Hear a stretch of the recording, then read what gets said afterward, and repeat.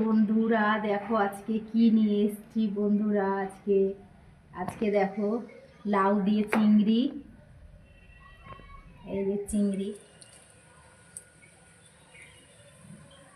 লাউ দিয়ে চিংড়ি, ভাত, এই যে মাছ, কপি দিয়ে মাছ, ফুলকপি, ফুলকপি দিয়ে মাছ, আর এই চিকেন, চিকেন খাবো এখন আমি।